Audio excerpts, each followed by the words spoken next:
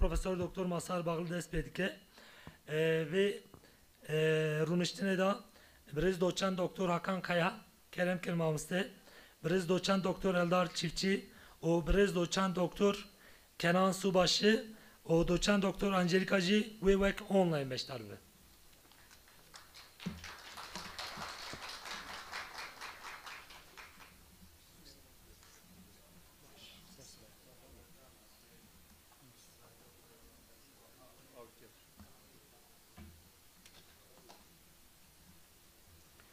Kıymetli misafirler, hepiniz hoş geldiniz.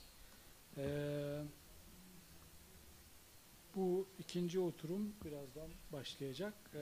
Öncelikle ben tekrar burada olmaktan ve bu organizasyonu yapan arkadaşlara çok teşekkür ediyorum. Minnettarım gerçekten. Sevt neye? Ben kemke? Acaba şuna bir?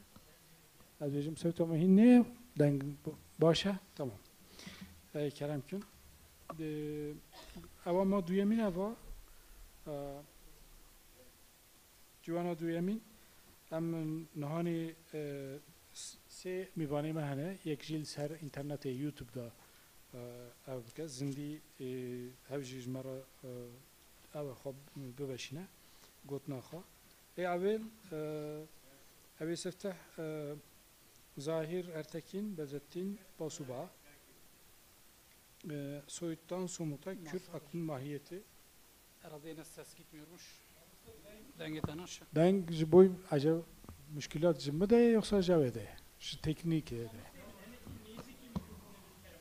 Tamam. Vani başa? Tamam. Tamam. Nesim ciddi. Tamam.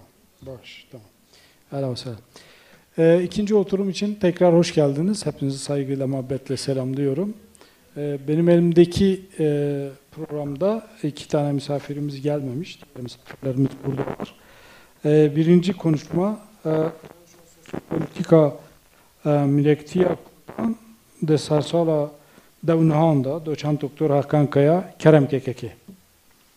Gelek spas خودش بر از ماموسته سری دا از پیش سپاسیا خو آمد کاری به سمپوزیوم که کریاد وان همیارا گلک سپاس دکم یکشی اوا در حق چانده در حق ادبیاتی در حق دیروکا کردی دا اب سمپوزیوم گلک گرینگن سیدای بعد زمان سعید نورسی دبیجه دبی زمان مهر قدریه جوی آوایی حوجه که از سمپوزیوم دیروکی و ادبیات گلک پیشکش بین بوی به آمدکاریش از حواله را گلک سپاس دکم مجرد در حق بازی دی اری و داری ماموسش گفت باکی و داری هنکی ابک حرف کلمه تو پیوک تو او خاطر نویسن شاشیات نویسن از در حق بحثا میرکتیا بازی دی 3 سال 19 امین دابکی کلمه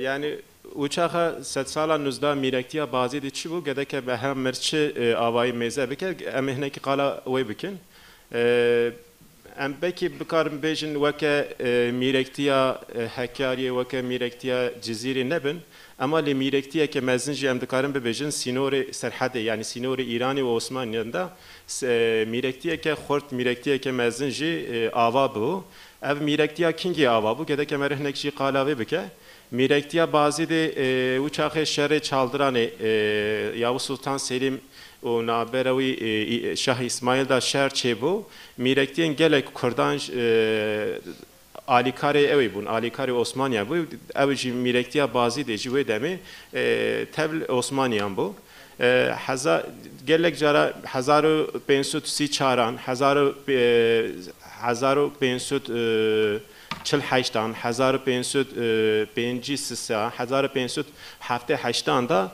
çend ev şehir naber Osmaniye İran'e çebun. Pişti 1578 da mirektiya bazı de em bikarbın ava bu em bikarbın beşin. Ev mirektiya wana kijan aşir bun. Ev mirektiya wanji em bikarbın bebeşin.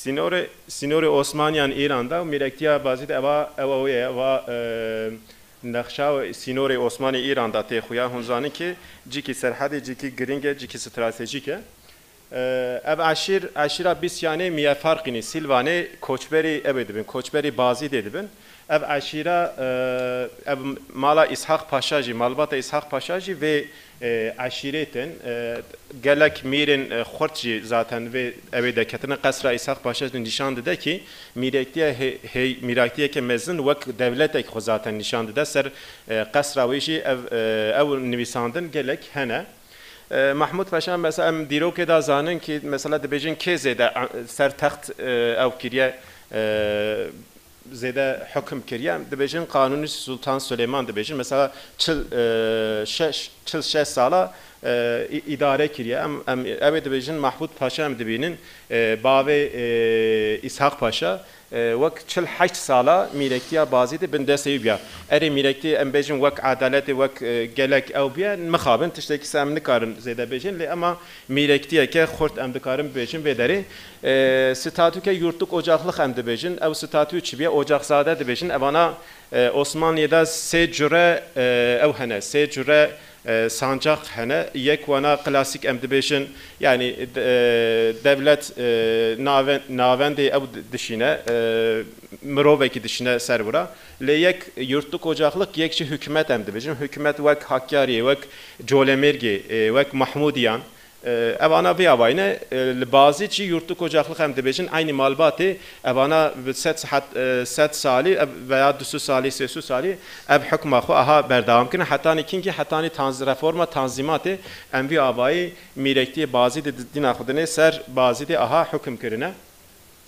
pişti İshak Paşa Korevini Mahmud Paşa evcit revşeke yine statüya yurtluk ocaklığı devam dike le hatani hazaru haysut çul haştan yani tevak hatani tanzimat ve evaxı idare ve saziya xo berdavam dikin u çağı tanzimat avabı pişti veneci kaymakamlık hem de beşin ev sistema ba bazı de hata avakirin ve deri hun dina huncu debinin mesela piş İshak Paşa ki ya Mahmud Paşa İbrahim Paşa Mahmud Paşa kore İshak Paşa İbrahim Paşa Brayeviye Mehmet Behlül Paşa hakeza Abdülhamid Paşa ve Naberawi Mehmet Behlül Paşa şereki pir ev düşvar çedibe em dina xudine 7 sala hacde emin daji ev şara şereki jaka geleki ev çedibe ki zat dina xudine Ahmed Khani daji derhaq ve mesele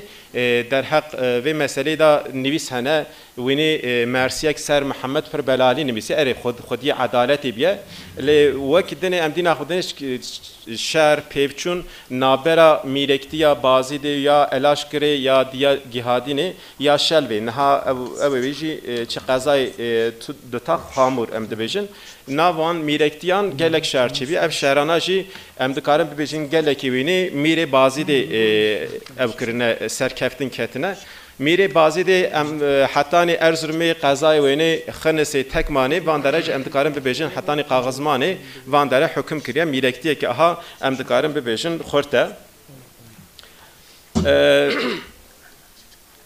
derhaq sinore Osmaniye İran'da 7 sala nuzda emcaka dina xudine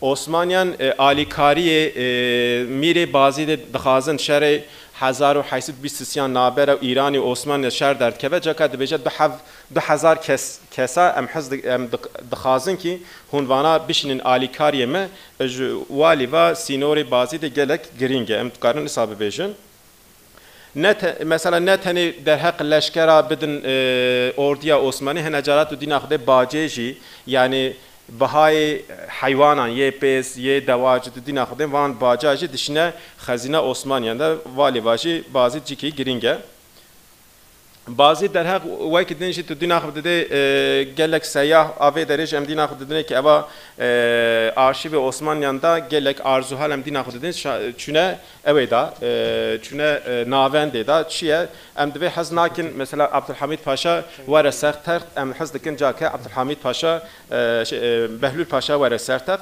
eva fermanek eva berateke evye berateke miri bazı diye yurtu statüya yurtluk ocaklığı dane Behlül Paşa evi hundubinin evana gışk gündün yani çıkası evan hebacavan he sala vakti çıkası dedin Osmanlı mervan derada gelek eva dibine gelek çavkaniye dibine beli Alexander Java mesela ev mele Mahmudi Bazidira tekiliye ve çebiye gelek berhem vakidin henerle merv dirok şey çavkaniyen evdaşi ye bazı de gelek jveni qaydebini arşivi Osmanlı'nda em vala geleki vanaj dibinin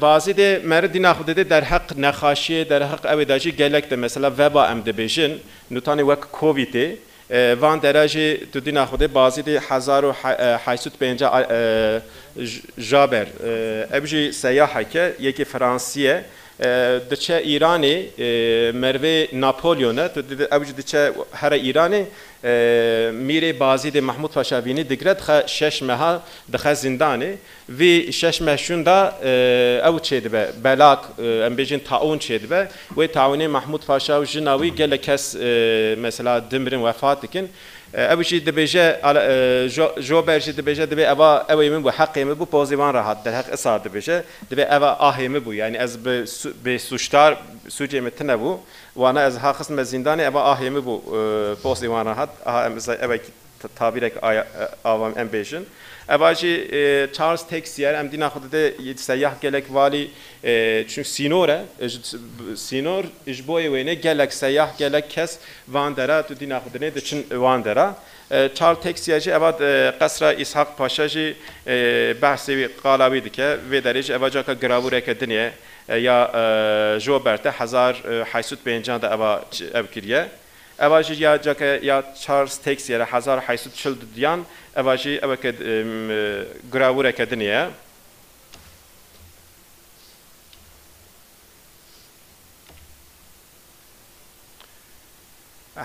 در حق شر عثمانیان اوازی دبینن یا روسان گلکچاران روسان دین آخددن سر ایرش بازی دیکرنه هیچ اجم مستقبتن گو در حق دیروکا کردا در حق چاندا کردا دین آخده اوانا هم اودکن همچه ایرش دیشتایی وک کولونیالیست دین آخده ایرش سر کردا سر باجار کردا دکن ابجی یک اوای کی دین آخده 1828 da şereki mezin de kavmet bazı de gelek kesten kuştun ve deri gelek şi koçberdi ben kes nabine bişti ve bahçed ve orduya Rusaj ve avayı jaket dizvere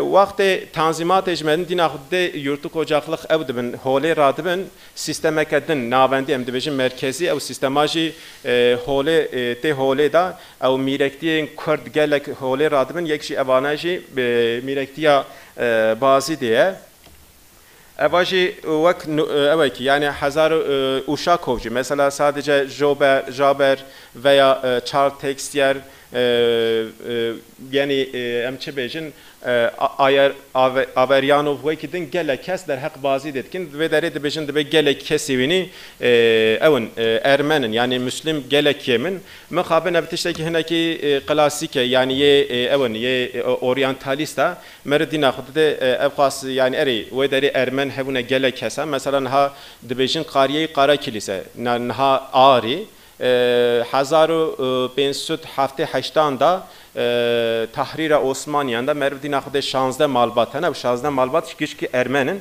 le bazı de eve eri Ermen hene du taxın mesela taxajori gündeveji gelek mesela Erzen vekidin gelek gündeveji Ermen pırın ama emni karım bejin prani ya nüfusi ya geli emni karım bejin gayrimüslimin evana gelek em karım müslim em bejin Kürdün اواج قیده که نفوسیه هون زانن 1830 دا عثمانی حتانی وی چاخی قیدا نفوسی ندگرتن sadece در حق ابوری قید کرن اوا قیدا جی یا نفوسی مردی ناخوده ده و داره و قیده دا جی بازیت هه بازیت و قیده دا جی بگو ام هنکی مزن کما نه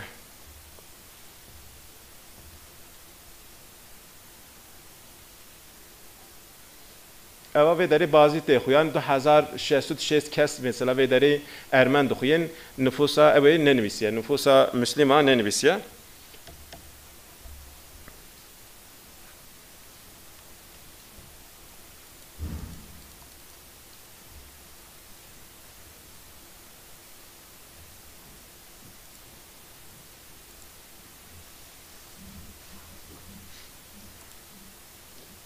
Uçakı yurtluk ocaklık yani o vakti tanzimatı yurtluk ocaklık hole radibin malbata Behlül Paşa ev maaş vana maaş degrenavan mesela Mahmud Bek Kurivini Abdülhamid İbrahim Bek İzzet Bek Zarivini Şerife Hanım Bedi Sabah Hanım geleki vana dünaxde ev khas ev dinavan pere maaş dinama hole radkin uçakı iri navendi çetkin gelek evtin kaymakam işte dinakta ve statü iri eva hole rabye ama jake perskere gelek berdavam dibin emtkarın hesabı bejin ki kaymakam ona mesela çen hava bejin kenevna Feyzullah Pertef Efendi İbrahim Ethem Paşa Hacı Mustafa hatani sala davya 7 sala nüzde emin de evgiş kaymakam evdikin tabi uçağı merkezi dinahde ser şeri Bedir Khanan şeri Mahmud Khanan evana mesela serhildani çedve lebe deri bazı de serhildani çenabe sürgünü Erzurum edikin vaneva tabi xencimine jake şereki ya heremi çedve ya bazı de çedve evacı 1877 o 1780 da şereki ev çedve geleki deveri agiriye min habejin ye bazı de elaşkere xamuri hatta ne neski Erzurum'u ispere gelek kevin bin desti Rusan paşa Rus vedgerin bazı jaket keve bin desti Osmaniyanda ve derem qala çan hab aşirataj bikin emi bedominin em dikarim bebejin gele aşire mezin bazı de hebun der hak politikayı der hak eveji geleki xort bun hatta yek malbat akwanji aşira zilan em dikarim bejin evaji Şemseddin av dugotin zaten komutaneki heri mezin bu orduya Rusada zaten evaji vazifaji hebu روحات علا کمپرتوکا خود از در حق عشیره زیلاندا معلومات ویدا گلک آگاهی برفره دیده اوانا جی مثلا چه دبیجن کردین زیلان کردین شمسدین او کرد تورن دبیجن اوانا هنکی معلومات آریستوکرات ام بیجن اوانا گلک عشیجی سرحد و سینور دا zaten Osmaniyan çı dikir naber Osmaniyan İraniyan da ev aşirana gelek jar zaten şer'i dijvar dikirin ejveni alikari Osmaniyan dike ev aşirana jî der hak hem Osmaniyan hem jî der hak İraniyan da gelek ev bun yani balkeş bun boya guhdariya ve gelek spas. Gelek spas peki.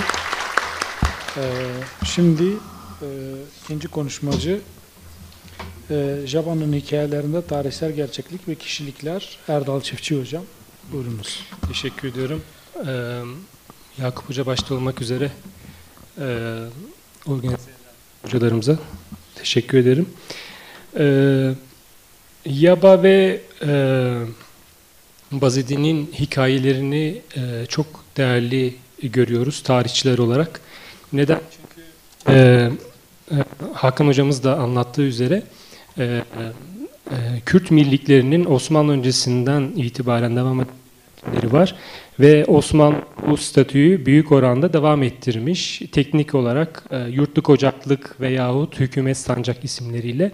Şimdi çok iç işlerine müdahale etmemiş Osmanlı. Bu yüzden biz çok ayrıntılara hakim değiliz arşiv kayıtlarında. O yüzden Bazidi'nin verdiği hikayeler çok tamamlayıcı oluyor. Ender kaynaklara sahip olduğumuz için.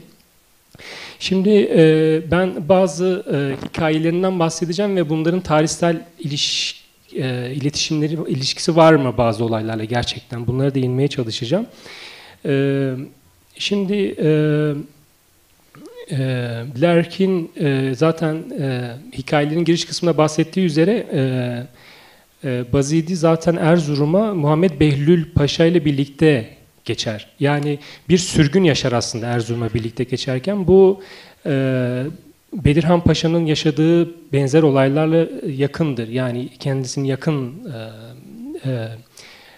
adamlarıyla birlikte geçer. O yüzden Muhammed Behlül Paşa ile, yani son Kürt miriyle yakın bir patronaj ilişkisi olduğunu söyleyebiliriz. Aşiretlerle ilgili önemli veriler var. Şimdi biz aşiret çalışmalarında mesela Brunesen her bir haneyi, ki konar göçer kitleler bunlar, sayılarına hakim değiliz. Konar göçer her bir hane için, her bir çadır için Brunesen 5 kişinin hesaplanması gerektiğini söyler ama mesela bu hikayelerde giriş kısmında 5 ila 20 kişi arasında olduğunu söyler bize bu eser. Bu nüfus hesaplaması açısından önemli bir bilgidir. Bunun yanı sıra çok kabaca bir rakam verir. Mesela Celali, Zilan, Heydaran, bunlar bölgenin kalabalık aşiret grupları ve her birinin nüfusu 2000. Yani farklılaşmayacak şekilde bu şekilde 2000 rakam verilmiş. Bu tabii ki afaki olduğu belli. Yalnız önemli olan nokta şu: 2000 rakamı bize şunu söylüyor. Aslında Celali, Zilan ve Haydaran'ın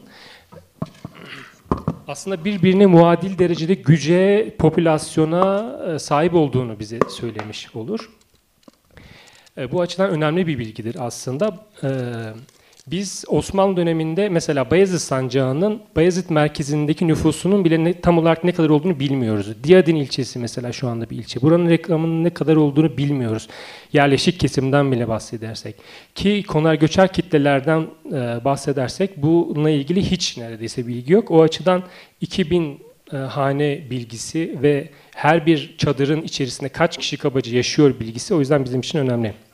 Şimdi aşiret bilgilerini verdikten sonra bizde şöyle bir bilgi verir Bazidi. Der ki aşiretler Diyarbakır'dan gelmedir hepsi. Bu yine tutarlı bir bilgi aslında. Neden? Çünkü farklı bir ben araştırmamda bunu yayınladım. Bayezid yöneticileri aslen Silvanlılar. Hocamızın da bahsettiği gibi Bisyan aşireti kökenli ve bunlar 1560'lardan itibaren kendi yaylakları olan Erivan, Erzurum bölgesine göç gerçekleştiriyorlar ve kendi Süleymani beylerine vergi vermemek için bir çatışmaya giriyorlar ve kendi millerini öldürüyorlar 1560'larda.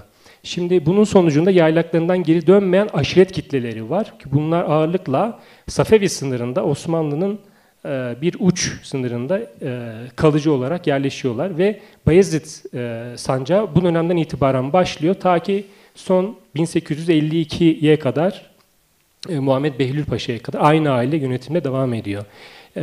Bu aşiret kitlelerinin göçü sonrasında kendi kışlakların ismini bölgeye bile verdiklerini biz biliyoruz. Silvan deniliyor. İşte Sepki aşiretinden Süleyman Ağa'ya Sipkan memleketi verilmiştir şeklinde kayıtlara rastlıyoruz ki bunu söyleyen de Muş Mutasarrıfı Murat Paşa. Dolayısıyla aşiretlerin Diyarbakır'dan gelme bilgisi de tutarlı bu açıdan. Şimdi hikayelerden ikisi İbrahim Ağa'dan bahseder mesela. İbrahim Ağa çok güçlenir. Bunun karşısında Mahmud-i Miri, Abdurrezzak kendisini bir suikastla öldürür. Böyle bir hikaye var. Bunun yanında yine Şekir Ağa. Şekir Ağa'nın hikayesi var. Ertuşi'nin Gravi aşireti lideri Şekir Ağa, Hakkari Miri İbrahim Han Bey tarafından yine suikastle öldürülür. Şimdi iki aşiret, biri Mahmudi sancağında, biri Çatak'ta. İkisi de Mir, yani Osmanlı'nın tanıdığı bir Bayezid gibi bir sancak statüsünde güçlü bir kişilikler ve öldürdükleri kişiler de aşiret ağaları. Bu neyi söylüyor bize? Aşiretler her ne kadar bazı İraniyat üzerinden çalışan antropologlar koydular ortaya ama aşiretler aslında güçlendikçe kan bağını bir tarafa bırakıp daha kolektif olarak büyüyebilen fiktif ve politik yapılar. Ve bunlar güçlendikçe de bir mirlik gibi ortaya çıkabiliyor, şekillenebiliyor. Yani Bisyan aşireti, yani bizim bahsettiğimiz Bayezid Sancağı yöneticileri Silvan'da, ama şeye geçtikleri zaman, Bayezid'e geçtikleri zaman orada konar göçerliği bırakıp bir sancak statüsüyle bölgede daha bir beylik statüsünde devam ediyorlar. Malumunuz olduğu üzere her bir mirliğin aşiretler olarak işte Şenbolar Hakkari'de, ne bileyim Azizanlar, Roşkiler, hepsinin bu aşiret kökenli olması bu şekilde politik bağlar barındırır ve mirlerin de bu aşiret ağlarını kontrol edebilme, gerekirse yok ettiklerini bu şekilde görüyoruz. Dolayısıyla Bazidi'nin verdiği bu bilgiler rastlantısal değildir. Tamamen bu politik gelişmeleri bize aslında veren bilgilerdir. Şimdi Sepkili Süleyman Ağa'dan bahsetmek isterim. Kendisinin hikayesi şu şekilde geçer. 1800'lerin başlarında İran'ın Kajar yönetiminde önemli bir prenstir Abbas Mirza. Kendisinin yönetiminde olan iki aşiret lideri vardır. Bunlardan birisi Sipkeli Süleyman Ağa, Hüseyin Zilanlı Ağa. Kendilerine hakarette bulunulur. Ağa Zaman Han kendilerine hakaret eder. İşte biz burada İranlı hanlar dururken siz nasıl olur da bu ayak takımına değer verirsiniz şeklinde. Çok kişiselleştirilmiş bir durum, ama bu neye neden olmuştur dersek Osmanlı ile İran arasındaki son savaşa neden olmuştur. 1821-23. Kendisinin Osmanlı tarafına geçmesi sonrasında İran savaş ilan etti. Ve şimdi bu hikayede şunu görüyoruz. Sepkili Süleyman Ağa şunu söylüyor. Ben sana göstereceğim ne olduğunu. Hani bunun ayak takımı olup olmadığımı. Şimdi benim bu konuyla ilgili yaptığım araştırmada Ağa Zaman Han'ın savaş sırasında Sepkili Süleyman Ağa tarafından öldürüldüğünü arşiv vesikaları bize söylüyor. Kendi ekibiyle birlikte 67 kişiyle birlikte Sepkili Süleyman Ağa büyük bir harekata geçerek bu kişileri kafalarını işte keserek İstanbul'a gönderdiğini bize söylüyor. Dolayısıyla buradaki hikayede geçen durum Osmanlı arşiv kayıtlarından da teyit edilebiliyor. Diğer bir hikaye Şeyh Ahmet, Çıplak Şeyhi, Bitlis asıllı. Ahlat'ta gücünü arttırır, hatta Adil Cevaz'ı da kontrol etmeye başlar. Sonrasında İsmail Bey'i yok eder, Adil Cevazlı, ve Roşkan memleketini ele geçirir. Muş mutasarrıfı olarak atanır. Sonrasında da hikayede şöyle geçer. Bu Şeyh Ahmet'e Muş mutasarrıflığı verildikten sonra kendisi Selim Paşa kardeşine, tabii Selim Paşa kaçar. Selim Paşa normalde kendisinden önce buranın yöneticisiydi. Selim Paşa kaçar buradan ve kendi kız kardeşine haber gönderir. Der ki Sultan Hanım, siz barut ile Muş'ta olan işte Şeyh Ahmet'i yok edin, öldürün şeklinde. Hikayede barut fıçısını o haneye götürür bir Ermeni asıllı bir kişi ve kendisini yok eder, öldürür.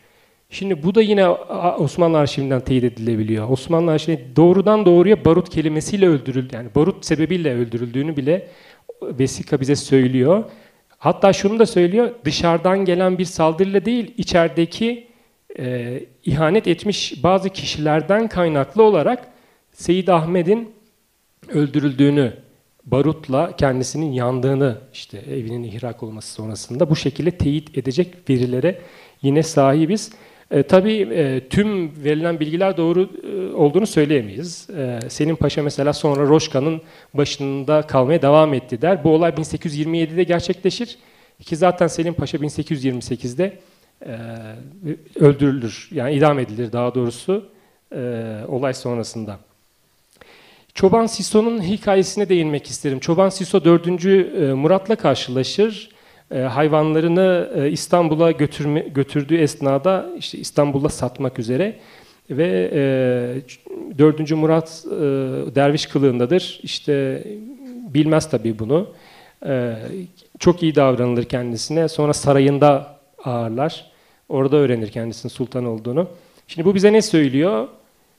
19. yüzyılda Erzurum sancağı, Van sancağı, buralardaki aşiretlerin yetiştirdiği koyunların büyük oranda İstanbul'un et ihtiyacını giderdiğini biz biliyoruz arşiv kayıtlarından. Hatta %20, %30 oranında buradan sağlanıyor ve bu da yani Çoban Sisso'nun diye bir hikayenin çıkması da yine rastlantısal değildir. Tabii daha önceki dönemlerde 18. yüzyıl, 17. yüzyılda Osmanlı bunu biraz daha Balkanlardan sağlıyor ama ulaşımın Karadeniz'den atması sonrasında bu sancaklardaki koyun ticareti daha çok İstanbul'a yönlendiriliyor. Şimdi Mamedi Kulpi isimli bir mollanın Abagay denildiğimiz bu Çaldıran bölgesindeki hikayesi de yine bize aslında alttan alta bilgiler verir. Kendisi şöyle bilgiler verir. Der ki Yezidiler mollaları sevmezler karşılıklı olarak. Kendisini işte soyarlar. Tam o sırada işte Haydaran aşireti Sünni olan Haydaran aşireti ağaları denk gelir, işte mensupları ve kendisini kurtarırlar. Şimdi Abagay dediğimiz zaman ne bizim için önemli? Abagay 19. yüzyıldan önce Yezidi aşiretlerinin kontrolünde olan yerlerdir. Mahmudi Mirliği'nin yayılım alanıdır. 19. yüzyılda biz burada Sünni Haydaran aşiretinin yayılarak burayı kontrol etmeye başladığını ve Yezidileri buradan uzaklaştırmaya yönelik politikalar olduğunu görüyoruz. Bu açıdan yine Mehmet Kulpi'nin hani hikayesi temelleri olan, tarihsel temelleri olan bir sonuçtur. Şimdi Çatak'la ilgili birkaç şey söyleyeyim. Çatak aslında Müküs milleriyle Hakkari milleri arasındaki bir bölge olarak her iki milliğin yarıştığı bir bölge ve buradaki kişilerin öldürülmesi, Hakkari milleri tarafından öldürülmesi yine rastlantısal değildir. Bu şekilde de bu hikayenin ortaya çıkması tutarlıdır. Son olarak Lezgili Veli Paşa diye bir hikaye var. Kendisine Hınıs Tekman sancakları verilir hikayede ve kendisi Erzurum'da olan yönetimi atanmamış bir mirden bahseder, Mir Mehmet. Lezgili Veli Paşa güya birisine işte para verir onu öldürtmesi için. Neden? Çünkü bir alternatiftir. Hınıs ve Tekman'a Mir olarak atanabilecek bir alternatiftir. Onu yok etmeye çalışır ama bir şekilde Mir Mehmet kendisini savunur ve o gönderilen kişiyi öldürür. Şimdi bu bize ne söylüyor? Erzurum ve de İstanbul. Tabii bu hikaye İstanbul geçmiyor ama Erzurum'da belki şu şekilde ifade edebiliriz. Sırasını bekleyen veyahut yönetime geçmek için Erzurum paşalarına rüşvet veyahut yakın bir patronaj ilişkisi kurmaya çalışan birçok sancak mir orada ikamet ediyor aslında. Yani Mehmet Bey'in hikayesi de orada olması da rastlantısal değil. Bunun yanında Lezgili Veli Paşa'nın babasından itibaren, Esadullah Paşa'dan itibaren köken olarak Lezgi olduğunu arşiv kayıtları bize söylüyor. Kendisinin Hınıs Tekman Bey'i olarak göreve atandığını biz yine Osmanlı arşivlerinden teyit edebiliyoruz. Tabii bunun yanında Muş ve konumuzu ihtiva eden Bayezid millerinde İshak Paşa'nın da bu bölgede bir Lezgili Veli Paşa üzerinden bir çatışma alanının yine burada gerçekleştiğini biz biliyoruz. Yani özetçe ne söyleyebiliriz? Bazidi'nin Bayezid Sancağı'nda, Bayezid Mirliği'nde yaşayan biri olduğunu, toplumunun sosyal olarak, statü olarak mirleri, aşiret beylerini, Mollaları ihtiva eden bir sosyal, sınıfsal bir yapı olduğunu bize hikayeleri alttan alta verir ve verdiği hikayeler çok erken döneme tekabül etse de kendi jenerasyonu ve bir önceki jenerasyonu belki. Çünkü mesela Jabert'ten bahseder, ondan bahsetmedim ama Jabert'ten bahseder. Kendisi mesela çocukluğuna denk gelir Jabert'in hikayesi. Dolayısıyla tarihi gerçeklikler üzerinden hikayeleştirilmiş bilgilerdir bunlar. Ve her bir konu üzerinden, her bir hikaye üzerinden bence çalışılması gereken, üzerine gidilmesi ve o kompleks yapının ortaya çıkartılmasını gerektiren nüveler barındırır. Ama bir dezavantajı var bu işin. Çünkü dediğim gibi 19. yüzyılın ortasına kadar bölgedeki bürokrasi daha çok iç yapılara çok müdahale etmiyor ve o yüzden çok ayrıntılara, belgelere, bilgilere sahip değiliz. O yüzden Yaba'nın hikayeleri çok değerli biz tarihçiler için de. Teşekkür ediyorum dinlediğiniz için. Çok teşekkürler. Geleki spas. Az dua brez Kenan müsaade bke. Zaman tiştekî kurtasî bibêjim. Wexta ku min li zenîngahê dest bi wezîfeyê kir ez hîn asîstanekî nû û îngîlîziya min pir nebaş bû. Min pir gwaz herim dualekî yani herim dualekî ecnebî bielime îngîlîzî. Min ji hevala ji dosta pirs kir û ku merî here yani hîn kolay hîn zû hûdû îngîlîzî. پر حوالا گوتن توصیه کردن گو هر کانادا لکانادا کتا به انگلیسی خبر دا که خلاطه تیدا بود ام بیشین کتا نکو باش بگو تا کسب تا تعنا نکه و چای گو جسارت تیتا تو که انگلیسی هم کیف خواه خبر دادی یعنی و راستی کرمانجی یعنی کجبرها کسی نم ما تعنا نکن ما پر بیش ده یعنی کرمانجی ما بقاسی کسی کرمانجی باز سانه هم جوان چشکی جسارت ما ادویه یعنی دشکیه چشکی جسارت بد نمی کنم ببیشین از اینی کرمانجی خبر دیم لخوندریا من نباشه قصری میزه مکن ایوه اوه که من ماموسیم کنان سو باشه زیلک تواریخ جدید کردستان یا ملا محمودی به آزیدی کرم که سیدم مرحبا جوارا متفضل بخير هاتنا وجبوبي سمپوزیوم هنه هجا سپاسیا باشا کردیا زانگیا وانتکم و ماموستا عبدالهادی سریدا ماموستا یعقوب و ماموستا دنیشی یا راستی از دم خو زیده خرج نکم به هجمردمان آوان گلو سلایتی وندکارن نشان بدن شکرم خو ناوی پیشکشیام سرناوی پیشکشیام زیلکی لتواریخ جدید کردستان یا ملا محمود بازیدی جسترانین گوری و خلیل بک بر به دستان اوینیا خلیل بک و تلی پریشانه ماموستا یعقوب گوت یا و سرناوی چقدر دریج دانی امی بکدر دبجیکن براستی میج نظام بو ازوان هر چهار مجارن چهار سرناوی دبجیکم لوما براستی سا دریج بو سرناوا من دا اصل سیتش هنه یک زیلکی تواریخ جدید کردستانی یا ملا محمود بازدی کو هیچ پیدا نبیه بلی پیش گوتناوی دو مجارد دنیجی اوا تاریخیه اوا راستقینیاوی ها دو مجارد دنیجی فولکلوریکن یک جوان دیسا ملا محمود بازدی برهف کریه د کلکسیون الکساندریا بادا د دوسیا کردودیا دا پاراستیه سترانی گوری و خلیل بک یا دنی سرناوی دا قسم دنیجی کو از سوا کو دستان مناتکم دستان اوینی یا تاریخی یا خلیل بگ و تلی پریشانی افجی دناوا کردان دا براستی ج بازی د درکتیه بس ج بازی د حیا بهدینانه حیا دهو که جور حیا ساسونه حیا دفدور اورمیه ماکیه و ملازگره و گلک منطقه کردان کو اف دستان بلاویه اف هر سه تشت علاقه به هفدورا چیه از بچکی بساوی بکم یک اصلی خود دخوازم دور دو تشتا بیجم یک دما مروف اره ما پیدا نکریه ام هیچ نزان تواریخی جدی کردستانیا ملا محمود بازدی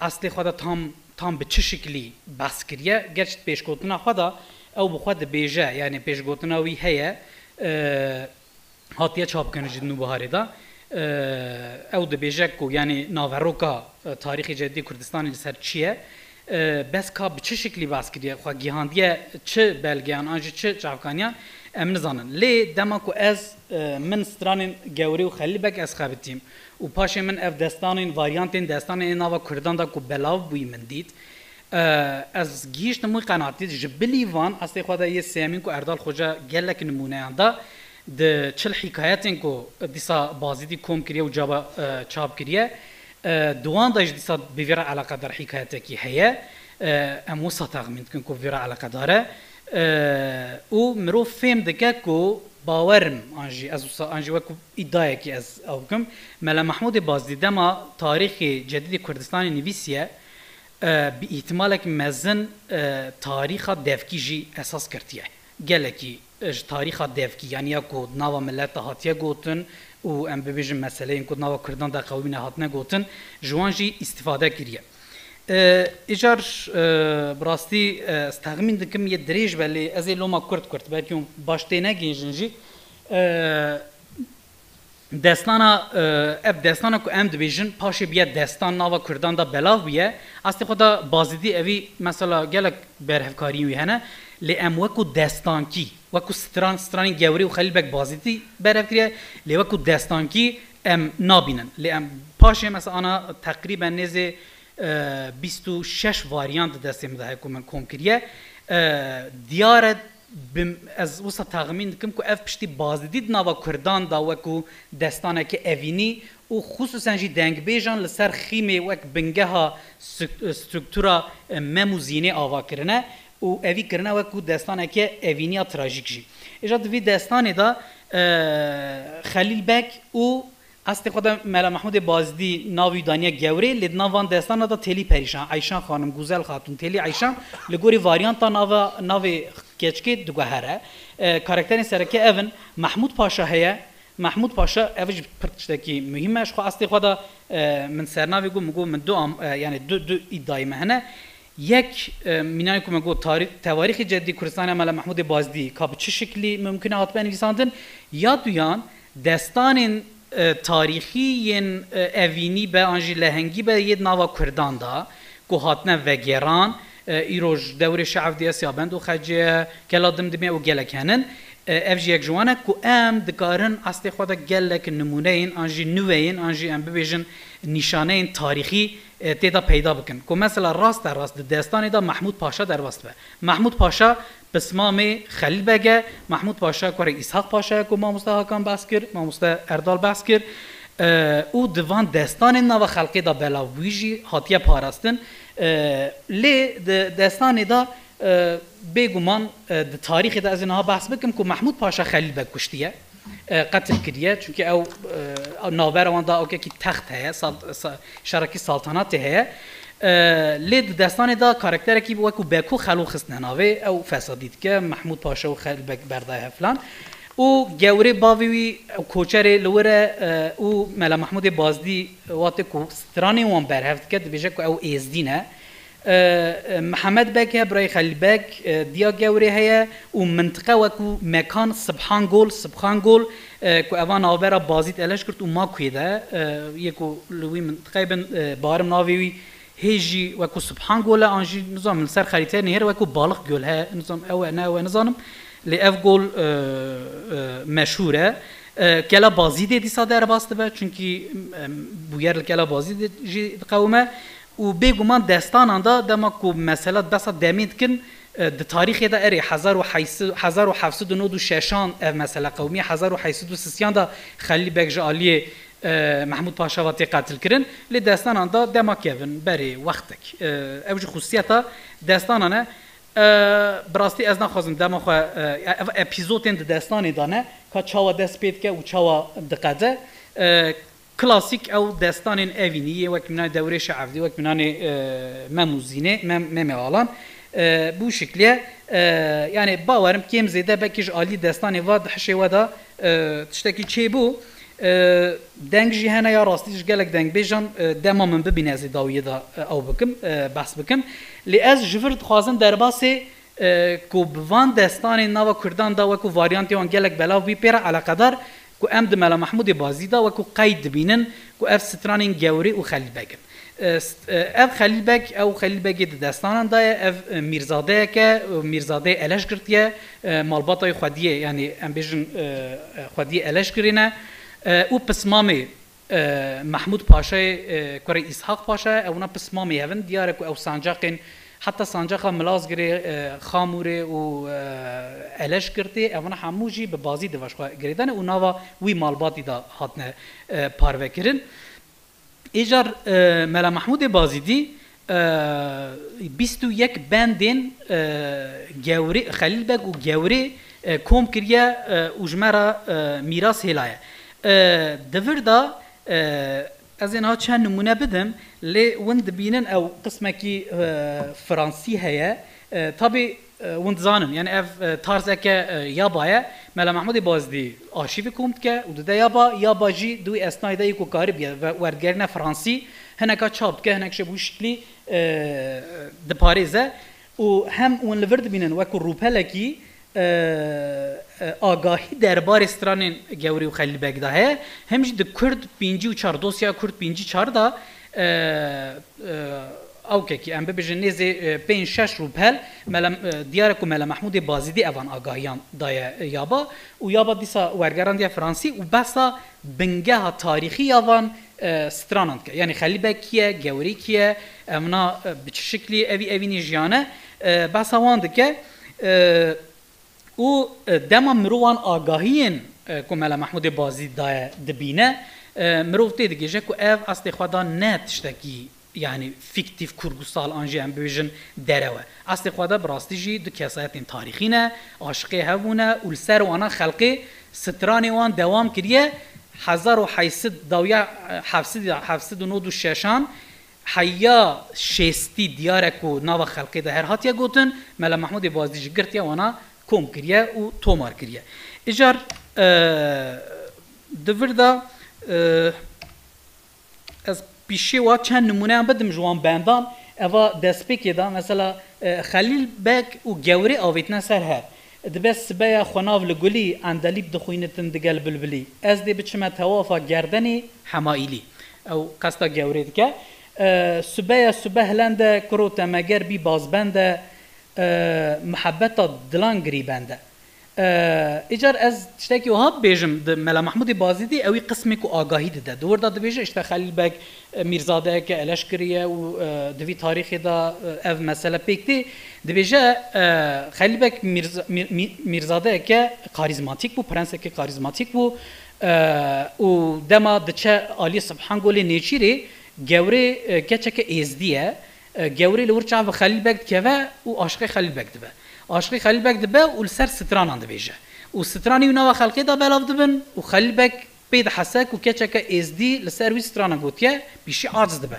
Çawa dibe ku keçeke êzdî li ser mîrzadeyekî malbateke esîl û malmezin tiştên wiha bêje heta tê gotin ku Alî Mahmud Paşa wan jî yanî te wek navê malbata me bi keçeke êzdî re wiha em bibêjin piçûk xis filan bêvan wisa xuya ku ew ke yani ew li hember derketin nek li hemberî Xelîl Beg he. Îcar paşê Xelîl Beg cara dinê diçe devera Subhangolê Nîçîrê dema gotçe cara duyem ku evî Mela Mahmudê Bazî dibêje îcar ew jî çav gewrê dikeve dema çav gewrê dikeve ew jî dibe aşiqê gewrê. Dema ku dibe aşiqê gewrê ew jî ser gewrê stranan dibêje û loma wisa ev stranê wan bi vî şiklî wekû li ser hev avîtine ber hev. Mesela dîsa di nava wan yani nava wan 21 bendan da Xelîl Beg dibêje min dîbû li bin dara Leylayê zilfê helê dikin vê semayê ez destê keleşa xwe bigirim bavê jin bextê Meryemayê. Pir enteresan e ew hinekî di hin çavkaniyan da jî tê gotin ku helê mümkün e ku file be. Ew tişî heye îjar helê ez ê di vir da jî bêjim Mela Mahmudê Bazî dibêje navê keçikî Helîme ye. Astê xwe de keçik navê Helîme ye lê wekû helê di vir da em dibînin derbas dibe û wekû gewrê jî qeyd dike. Demek ki ew gewrî dî ew ka stranê. Gewrê jî dibêje Bazî dê vir da xaçe zêr li aniya gever li vir wekû gever hatibû ew kirin lê min wekû kur jî mirov bekê bikare bixwîne zêr gever e. Dibe.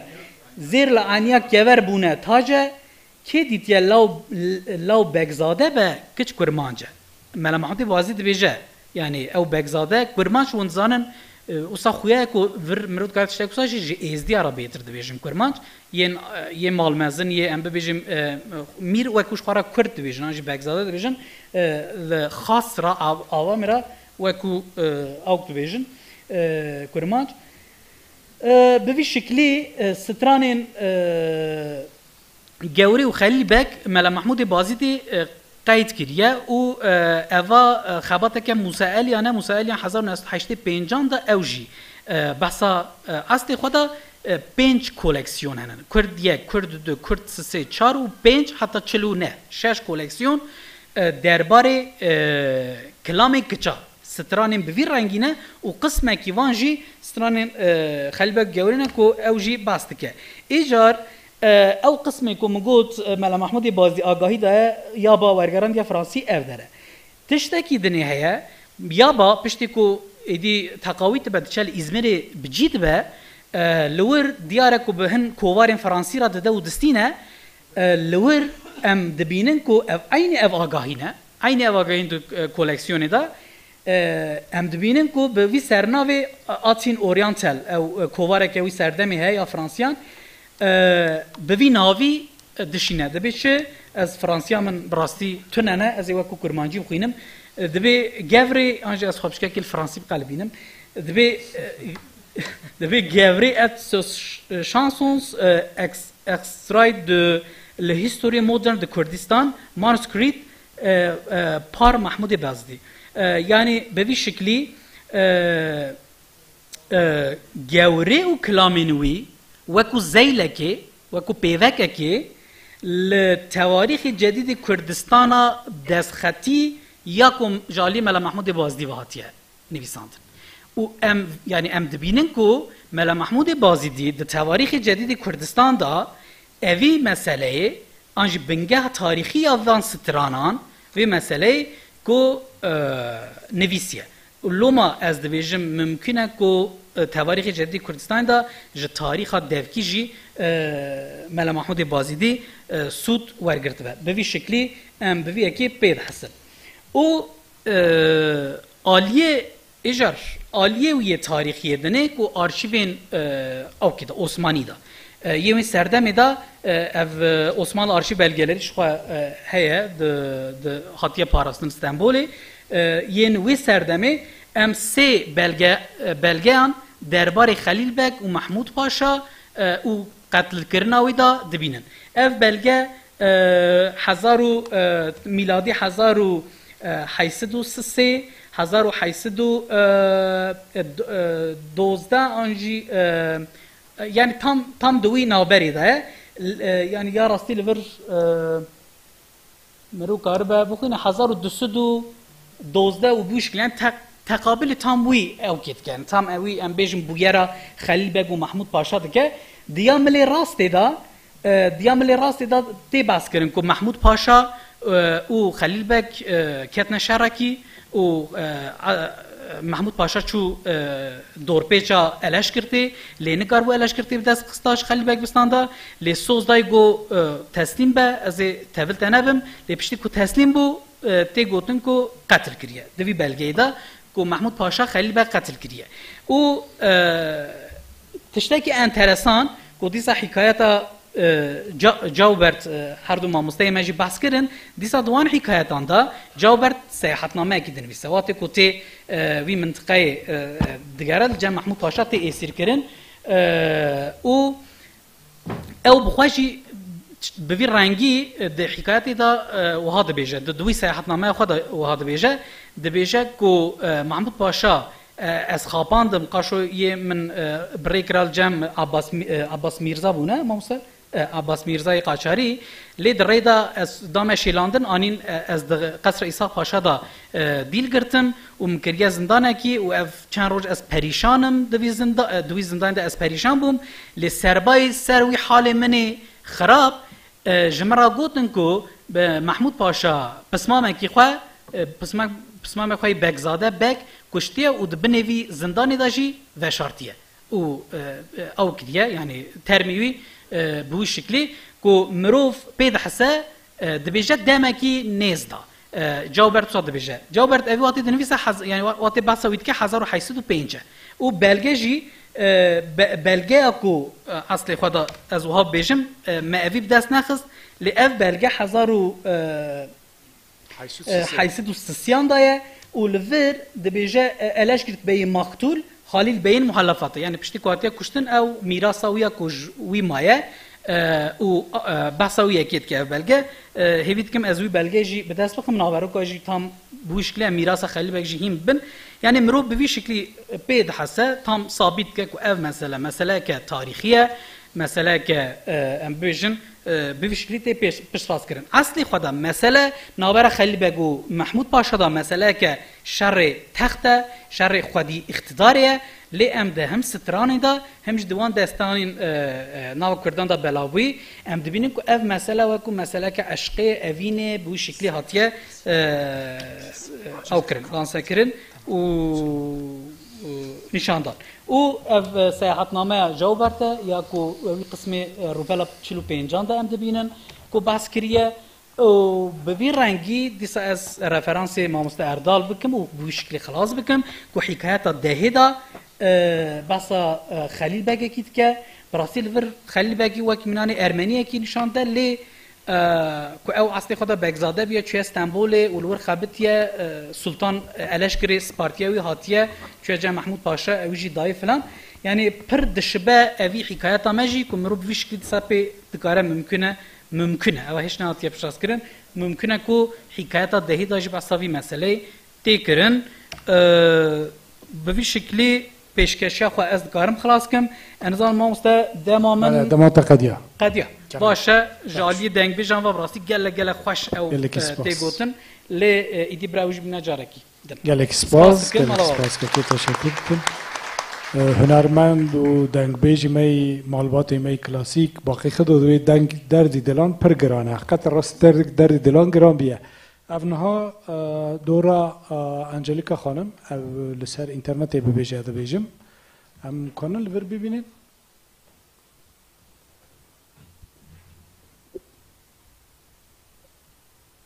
Ev me dibîsiye? Mamoste Enhijan, Bele kerem ke. dengemin te. Bele em dibîsin, baş dibîsin kerem ke. Mamoste Enhijan rojbar Peterburgê ez ditin vekef xweş bûm, gelek spas ji bo vê mikana baş. Bîrdarî min li vê çalakê min şadike hundarik bû mamostekî nan hirs nabe ji ber ku mamostekî nan dora me îşgal kiriye. Mixavina min dikirîne gotarên min pir zû bû û axiftina min jî pir dirêj nabe. Îro ez dixwazim li ser lêkolînên Kurdan li Rusyayê bibêjim. 19. yüzyılın birinci yarısında Orta Doğu'daki pratik görevlerin ve pratik çalışanların seyahatlerinin artmasıyla karakterize edilir. Aynı zamanda Kürdistan'ın askeri stratejik önemi ölçülemez bir şekilde artmaktadır. Hem Kürtler hem de Kürt sorunu üzerinde yapılan eserler hem de basın Kürtleri tematik olarak gündemleştirilmesi 19. yüzyılındaki Rus Osmanlı ve Rus-İran savaşları dönemlerine denk gelir. Bu tür askeri politik eserler arasında 19. yüzyılın başında Kürdistan'ın ekonomik ve politik yaşamının incelenmesi için büyük önem taşımaktadır. Kaspar Druvil'in Paris'te yayınlanan ve 1826 yılında Rusça'ya çevrilen İran'a Yolculuk adlı eseri var. Druvil hem askeri politik hem de sosyoekonomik açıdan bir dizi Kürt bölgesinin oldukça ayrıntılı bir tanıtımı veriyor.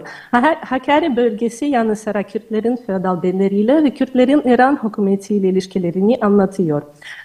1829 yılında Alexander Pushkin Erzurum yolculuğuna çıktı. Onun eseri hem 1828-29 Rus-Osmanlı Savaşı anlatmış hem de Yezidi Kürtlerin Rusça'da ilk sözlerinden biriydi. 1842-45 yılları arasında iki genç Berezin ve Ditil Orta Doğu'da bilimsel bir yolculuğa çıktılar ve bu yolculuk boyunca önemli sayıda Kürt metinlerini kaydettiler. Bununla birlikte Berezin tarafından kısmen yayınlanan ve Ditel'in vefat ettiğinden sonra levhe verileri bu Kürt materyalleri uzun süre Avrupa biliminde Kürt diliyle ilgili materyaller diğer İran dilleriyle ilgili materyallerle birleştirdiği için fark edilmedi. 19. yüzyılın ikinci yarısında Kürdistan'daki İngiliz konsolosların özellikle Taylor'un Dersim'in açıklamalarına, Avusturyalı mühendis Çernik'in Kuzey Kürdistan üzerine yaptığı çalışmalara ve bir dizi başka eserine adanmış bir dizi eseri yayınlamaktadır. Bu eserlerin çoğu 1852'de kurulan Rus Coğrafya Derneği'nin Kafkasya Şubesi'nin baskısında Rusça çevirilerde bulunmaktadır.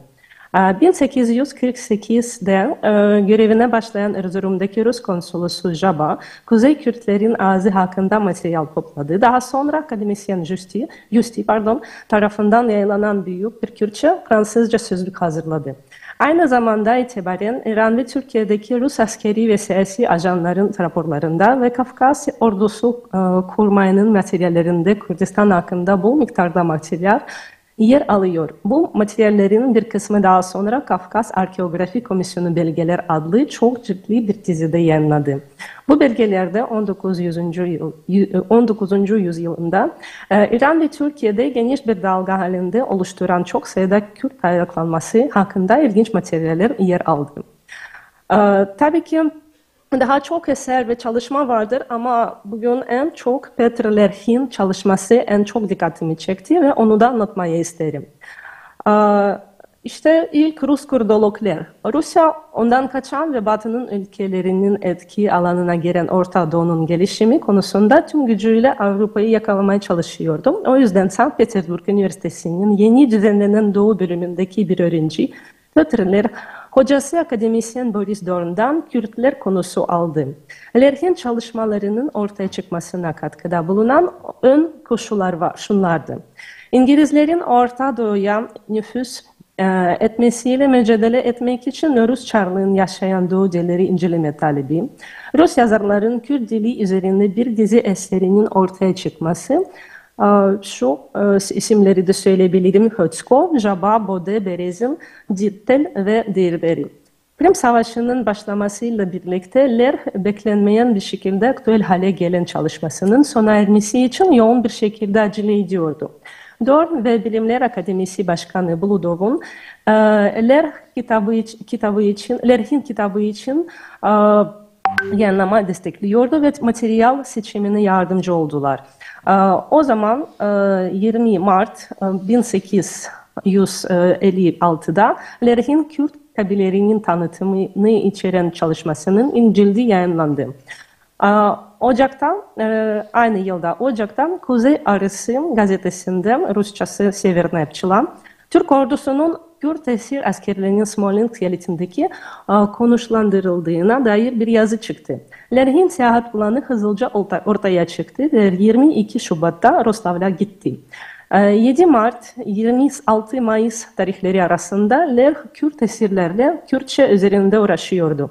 Bu çalışmaların sonuçları Ler tarafından araştırmasının 2. ve 3. bölümlerinde metinler bir sözlük ve Kürtler hakkında eserler üzerine ek eleştirel denemeler şeklinde yayınlanmıştır. 2. ve 3. bölüm 1857'de yayınladı ve aynı zamanda Lerhin eserinin Almanca çevirisi 2 bölüm halinde yayınlandı. Ler gelecekte Kürtlerin halk şiiri, günlük yaşamı ve etnografyası ile ilgili daha fazla bölüm yayınlayacaktı ama aynı zamanda Kürtler ve Kürt sorunu üzerinde genel bir araştırma bitirmeyi amaçladı. Ancak 1857'de Ler Xiva ve Buhara'daki büyükelçiliğinde atandı ve Kürtlerle ilgili onun çalışmalarını durduruldu. Kürtçe'de ve Afganca'daki izafiyet ile ilgili yazını hazırlayıp Kürt araştırmalarına geri dönmedi. Yani daha ciddi dönmedi. Lerhin çalışması bitmemiş olmasına rağmen Kürtler üzerinde ilk büyük monografidir. Ler Kürtlerle ilgili bilinen tüm materyalleri tam anlamıyla topladı. Bir Kürt ansiklopedisi olarak Lerhin çalışması Rus-Türk Savaşı sırasında pratik görevleriyle akademik amaçlarını da takip ediyordu. Çalışmasının ilk bölümü sorunun akademik ifadesi ve kaynakların gözden geçirilmektedir. Ler ilk bölümünü bitirmiş olduğunu zannetmiyordu ama Orta Asya'ya gittiğinden dolayı araştırmasını devam etmedi. 2. ve 3. bölümlerde Lerhin Ruslardaki Kürt eserlerine yaptığı geziye ilişkin raporu ve Dorn'un bu geziye ilişkin referansı vardır. Lerhin Ruslardaki Kurmancı ve Zazaki dilinde topladığı Kürtçe metinleri ve Erzurum'daki Jaba tarafından gönderilen metinleri. Bu metinler için hazırlanan sözlük, tarihsel ve edebi giriş vardır. Ler çalışmasına İranlı Kürtler ve onların ataları Kuzey Kildaniler üzerine bir araştırma adını verdi. Ama Ler'in çalışması bitmemiş kalsa da planına göre yalnızca İranlı Kürtler üzerine bir çalışma oldu. Kuzey Kildanilere gelince Ler bu Kürtlerin atalarından sadece Rusça çalışmasının başlığında bahsediyor ve Almanca çevresinde hiç kullanmıyor. Acaba Ler'in İranlı Kürtler, Kuzey Kildaniler hakkındaki bu görüşü neye dayanıyordu? İlk bölümde Ler Kürt meselesiyle ilgili önceki çalışmaların Kürtlerin dillerine göre İranlı olarak tanıdıklarına ancak Kürtlerin mevcut yaşam alanlarında nasıl ve ne zaman ortaya çıktıklarını belirtmekdiklerine dikkat çekiyor. Öte yandan diğer yazarlar Kürtleri Küçük Asya'nın en eski sakinleri olan Kildaniler yani eski Babililer olarak gördüler. Ancak bu yazarlar Kürtlerin nasıl ve ne zaman İranlı olduklarını belirtmediler. Bu çelişkiyi uzlaştırmak isteyenler Alman bilim adamı Konig'in araştırmasına döndü. Konig, Avrupa halklarının gerçek kültürün tek taşıyıcıları olarak görüyordu. Bu nedenle Konig Doğu'nun ve özellikle Orta Doğu'nun eski tarihini inceledi. Su arasında arayanları aramanın gerekli olduğunu düşünüyordu.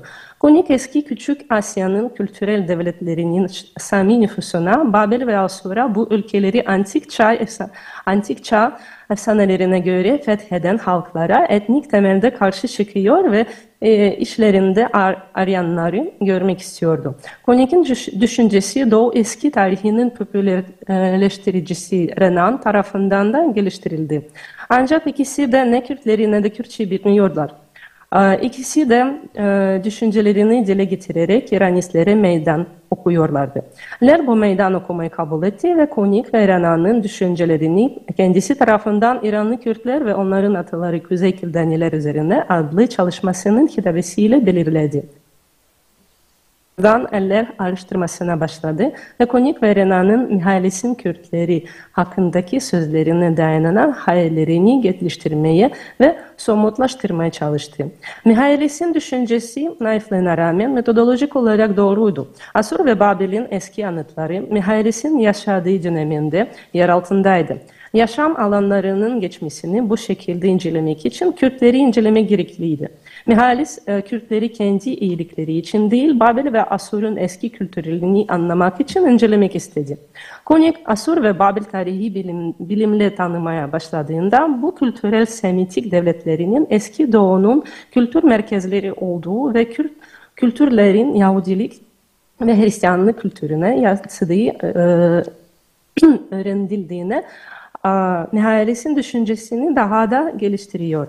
Buna rağmen Konig tarihin bu bölümde Aryanları keşfetmek amacıyla yine İranlı Kürtleri Asur ve Babil çalışmalarına dahil etmeye çalışıyordu.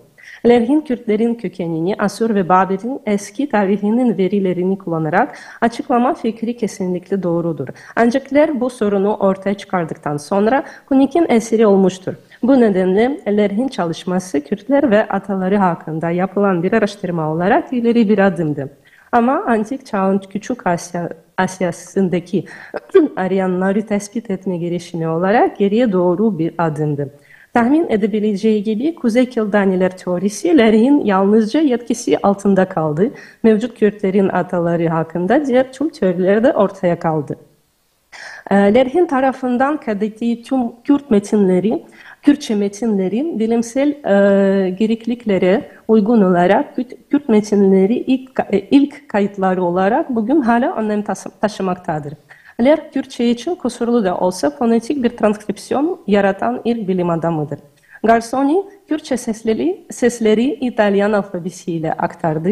Güldenstein ve Pallas Kürtçe metinleri Almanca harflerle çok kaba yazdılar. Rich İngiliz alfabesi kullanıyordu. Redinger ve Pot esas olarak Almanca alfabesi kullanıyordu.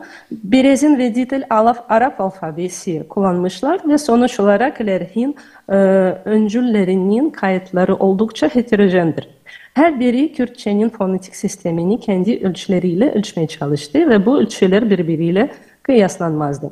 Ayrıca Lerhin Kürtlerin kendileri tarafından Arap alfabesiyle yazılmış Kürtçe metinleri de vardı. Ditel'in materyalleri ve Erzurum'dan teslim edilen Mahmut Efendi tarafından Caban'ın çevirileriyle kaydedilen Kürtçe metinler. Bu metinlerde Kürtçe konuşması Fars, Türk ve Arap normları ile tasvir edilmiş ve bu kayıtlarda Kürtler dillerini Orta Doğu'nun edebi dillerin fonetik normlarına göre ayrılmışlar. Özellikle eller hem sözlükte hem de araştırmada Kürt-Ermeni bağları hakkında son derece önemli bir soru ortaya attı. Eller Ermeni araştırmalarının kendi zamanında gelişmemiş olması ve Kürtler üzerindeki çalışmalarını durdurması nedeniyle bu sorunu çözmeye başaramadı. Ancak Kürt-Ermeni ilişkileri sorunu şimdiden ortaya koymak Lerhin en büyük erdemidir. Lerhin Kürtçeyi mekanik olarak İran dillerine indirgemediğini, Kürtçeyi İran dilleriyle ve onu çevreleyen diğer dillerle karşılaştırdığını gösterdi.